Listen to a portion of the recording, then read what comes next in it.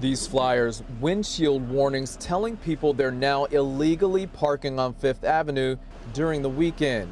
Fadi Cuego got one of them. I think it's a bad idea to make this decision Friday and Saturday, but all this month it's just warnings. Parking enforcement is going to area businesses. They're also talking to drivers about the new rule taking effect this weekend. No more parking for longer than 3 minutes on Fifth Avenue after 8 p.m. to 3 a.m. on Friday and Saturday between Broadway and Harbor Drive. I come down almost every Friday night and patron and spend money at one of these businesses down this specific run. I might find other places to hang out. The new restrictions were approved by City Council in June, aimed at pedestrian safety as well as easier visibility and access for police and emergency vehicles. I think they can just get through traffic easier that way, because it does get congested. And if we can get that traffic moving, I think that'll just be a faster response time for them. As Assistant General Manager of Barley Mash, Jeff Kiyama looking forward to the parking changes.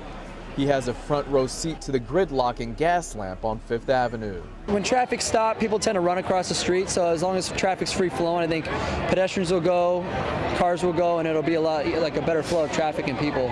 It ruins our lives.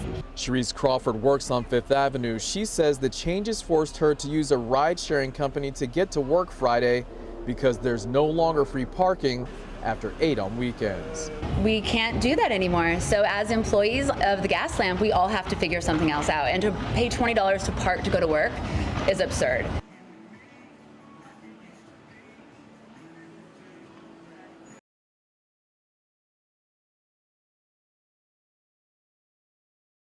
NBC7 has learned the 39-year-old mother and 9-year-old son killed lived in Montego Apartments just 4 blocks from the accident. Neighbors are brought to tears by the tragedy. It's hard because you're not going to see him again. And they're not going to be here. You're not going to talk to him anymore. Martha Robledo had just spent the afternoon with the 9-year-old victim. The two attend the Boys and Girls Club camp together in Cobblestone Village Apartments. He was barely getting comfortable and used to us, and then see this happen. Investigators say the westbound black Chrysler sedan T-boned the silver Toyota as it was turning onto Washington Street from Cobblestone. The impact was so great it folded the Toyota practically in half. Both cars went spinning out of control in opposite directions.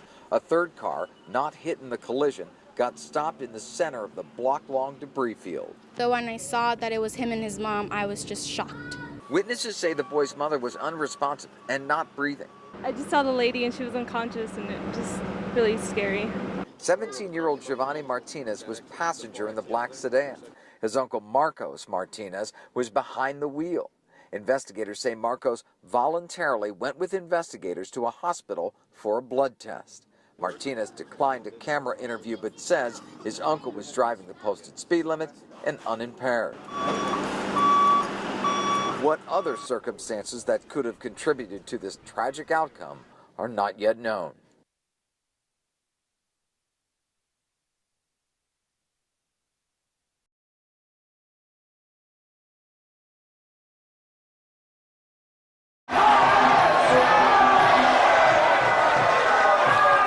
Scotty Dingus was a championship-winning Muay Thai fighter in Thailand, turned instructor at Undisputed Gym in City Heights, where he won the hearts of his students.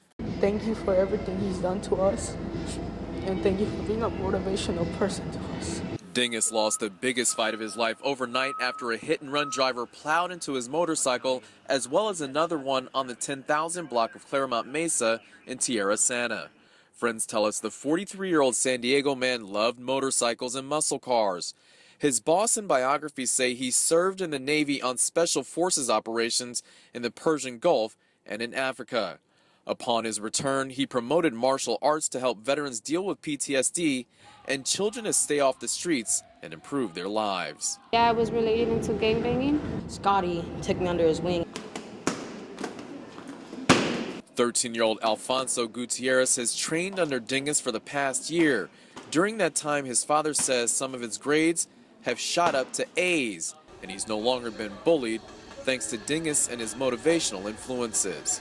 Well, for me, it said that I can do the impossible, do more than I think I can, and it really hurts with him gone now. He will always be train, train, train. You know, I was boxing. Hey, what are you doing? Train more, train more. Why are you outside? Why aren't you in here? It's Friday. You should be here. You should be running. Dingus's impact evident from the time you walk through the door. There are signs lamenting his loss, flowers on the front counter, and students vowing never to forget his kindness in their time of need. He gave me a bag full of gear in order to keep on going. And now that he's gone, I will keep on going in honor of him.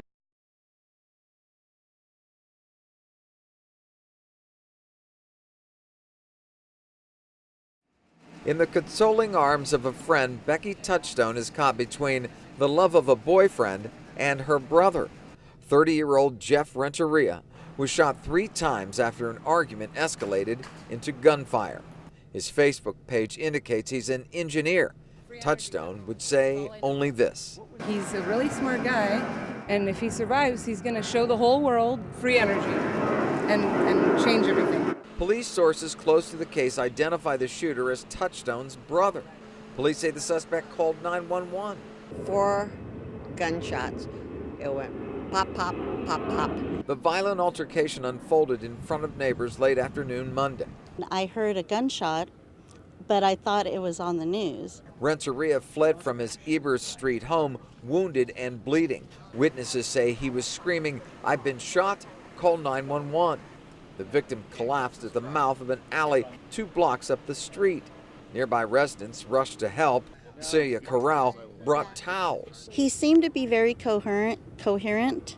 His wounds were super no bueno, not good. Because Touchstone was the only other person besides the gunman and Renteria inside the house at the time of the shooting, she was interviewed at length by police. Do you know what the argument was between your brother and him? No, it's none of you guys' business. Neighbors aren't so sure. What started behind closed doors ended in the middle of their street.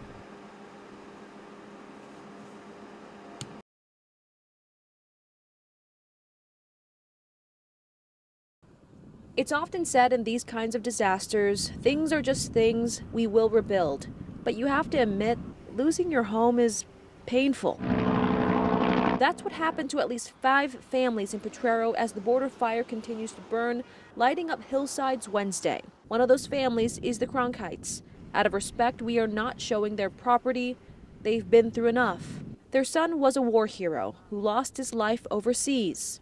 We're learning more about Army Sergeant Bud Cronkite. He died in Baghdad in 2004 when a grenade was fired into a building near him.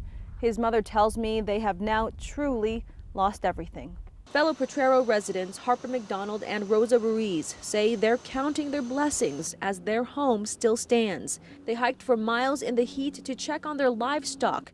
Ruiz says it was hard leaving them. Frankly, kind of awful. Just, worrying about them the whole drive in and over the last couple of days. Animals, they're my friends and our critters. With crews fighting this fire that's grown to thousands of acres, Ruiz, McDonald, and the Cronkites are waiting to be officially allowed back to their properties. Although the Cronkites lost many memories of their son, they haven't lost them all. The I-8 bridge over Potrero memorializes him, a symbol that his memory still stands strong.